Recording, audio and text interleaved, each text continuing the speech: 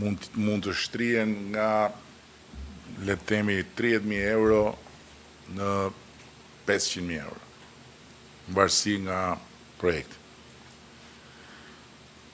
Po ju marë, jo 4.000, sa që tha ministri, po ju marë 1.000, nuk e arri në suksesin, po ju marë 3.000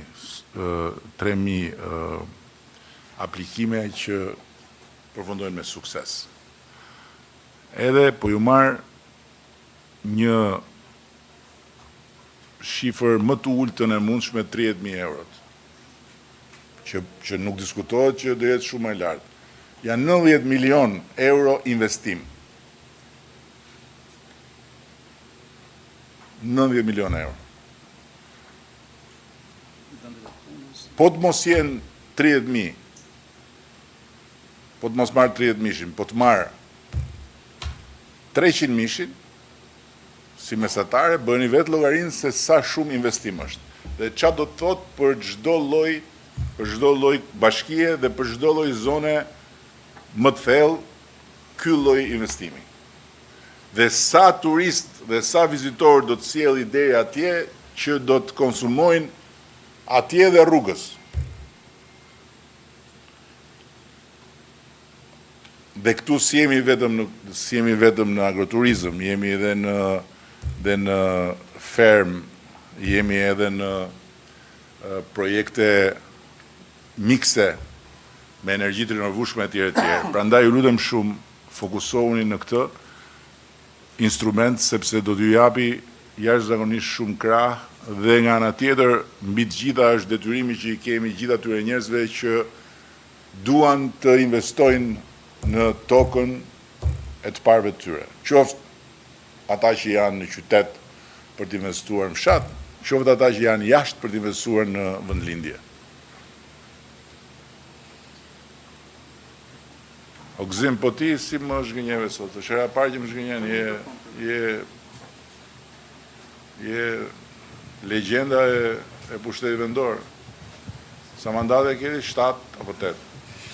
Ha? Je e pak Gzimi se ka 7 mandate, ti një mandat kjo ti ko ullu. Ti një mandate se ke mbaru akoma, ha? Në fakt 7 mandate ka Xhakov.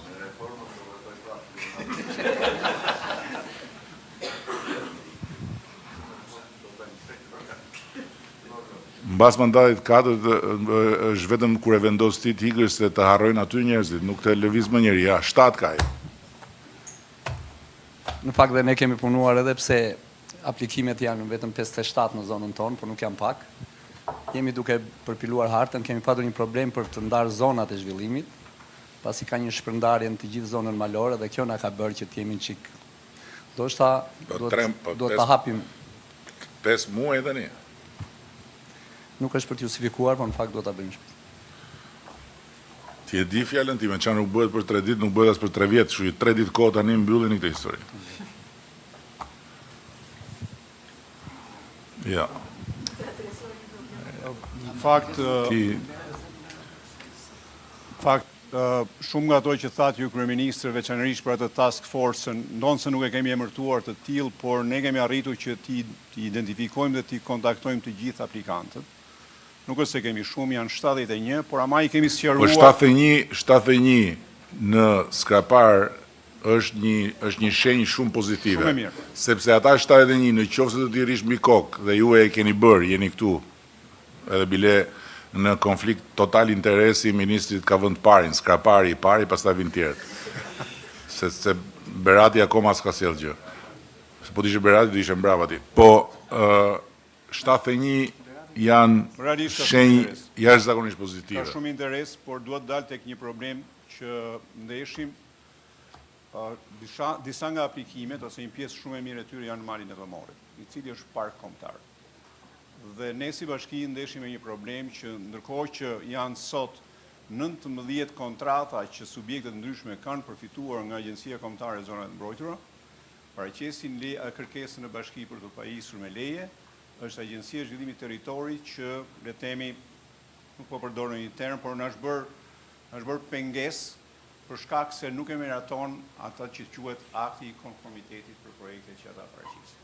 Nuk është Agjencia e Zhvillimit të Territorit, sepse Agjencia e Zhvillimit të Territorit nuk mund miratoj asgjë që nuk merr miratimin nga Ministria përkatëse e linjës, se në Agjencia e Zhvillimit të Territorit është ka bord, në bord janë gjithë ministra përkatës. Agjencia e Zonave të Mbrojtura, ndërkohë që jep kontratën, ka parë dhe projektin dhe atë quan miratim që më ndipset mua si bashki, Agjencia e Zonave të Agjencia e Zhvillimit të Territorit thot prit të shprehet Agjencia e Zonave të Mbrojtura. Këtu është kontradita. Tigu, e thash dhe përpara sa të jepje këtë shpjegim, dhe mirë që edhe sepse vlen dhe për tjerët, tek zonat e mbrojtura, në bas ligjit ne i kemi kategorizuar dhe përveç atyre zonave që janë në kategorinë më të lartë të mbrojtjes ku mund të bësh dhe asgjë, në pjesën tjetër, këto lloj investimesh që janë miqësore me mjedisin, edhe që promovojnë turizmin, janë të mundura. Por, është kanal tjetër. Pra nuk hyn tek paketa e maleve.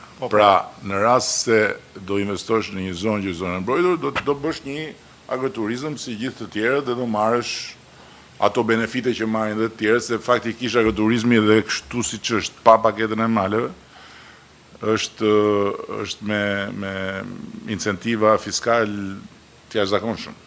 Nuk ka asnjë lloj peshe bare fiskale. Zotë Kryeministri, ky është një problem që duhet marrë zgjidhje dhe unë do kërkoja ndihmën e qeverisë edhe në përgatitjen e një plani për malin e Tomorit, posaçërisht për malin e Tomorit, për ta disiplinuar dhe për të bërë aty investime serioze, afatgjata dhe të qëndrueshme sa i takon turizmit, sepse edhe investitorët që kërkojnë të ndërtojnë ose të zhvillojnë biznes në parkun e Tomorit janë të tillë.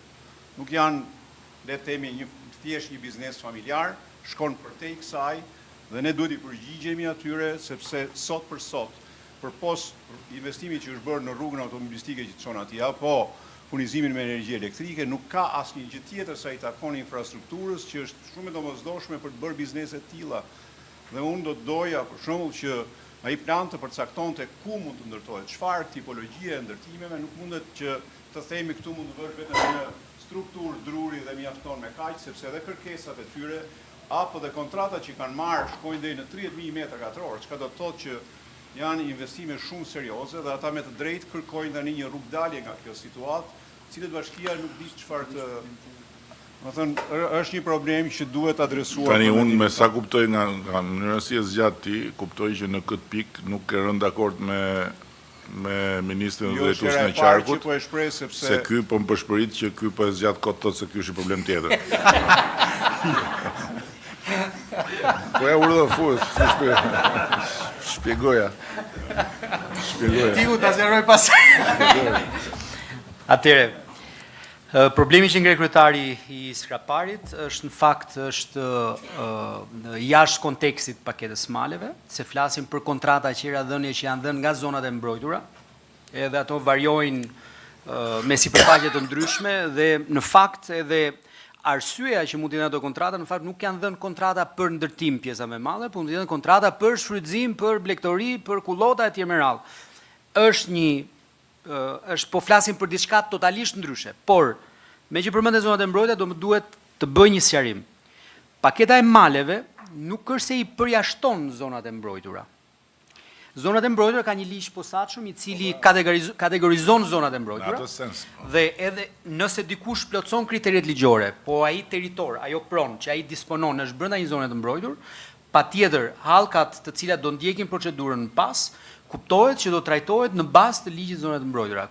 Nuk diskutohet që ne nuk e shkelim në asnjë rast atë çfarë është në fakt edhe pjesë e strategjisë qeverisë shqiptare që ti mbrojmë zonat e mbrojtura, por aty ku ligji e ka parashikuar ku zhvillime të një tipologjie të caktuar mund zhvillohen, patjetër paketa e maleve aplikohet.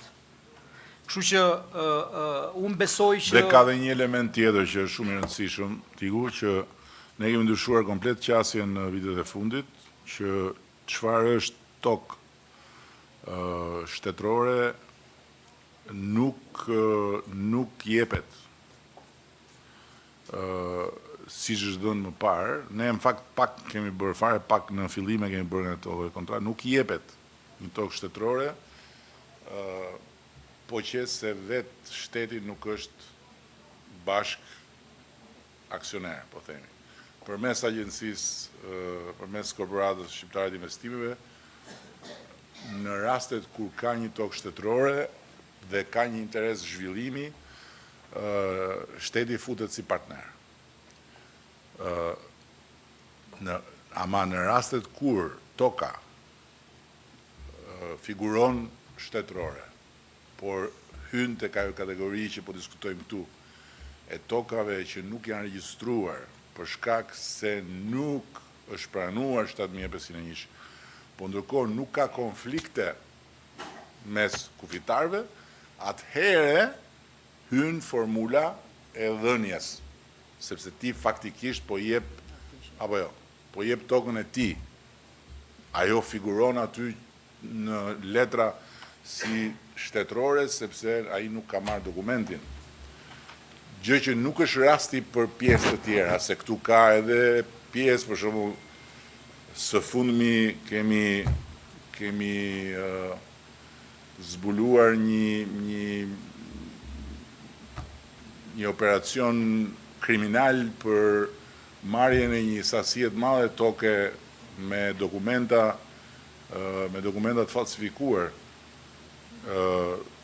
dhe fal laboratorit policisë shkencore kemi provuar të gjithë falsifikimin. Dhe duhet ta dinë të tërë ata që vinë për të regjistruar me këto lloj letrash që do kalojnë nga policia shkencore dokumentat. Dhe për këtë rastin që po flas, do ta ndjekim deri në fund me prokurori, me gjykatën e të gjitha që atjen, edhe pse pastaj kur vjen puna tek gjykata aty, siç e kemi vënë re, hasim me situata antishtet, akoma sot. Ku po vija, pash disa masa sigurie të gjykatës administrative për këto lloj, për këto ngrehinat që e zënjes hapësira publike, që masa sigurie vitit 2019 dhe vitit 2020. Akoma në masë sigurie, ato rrinë atje, zaptus atje, dhe ndërkohë gjykata bën sikur si shef. Po kjo është temë tjetër. Tema këtu është toka që do të zhvillosh dhe për cilën ligji 7501 nuk të shkon, ose s'të ka shkuar për 30 vite, dhe për të cilën ke një plan investimi. Ky është thelbi i paketës male. Të tjerët natyrisht mund të investojnë edhe janë të lirë të investojnë, nuk diskutohet, po paketa është për të nxitur këtë lloj procesi në territoret e Shqipërisë që janë super atraktive dhe ku faktikisht çështja e dokumentacionit është ende e pa trajtuar në mënyrë shtërruese.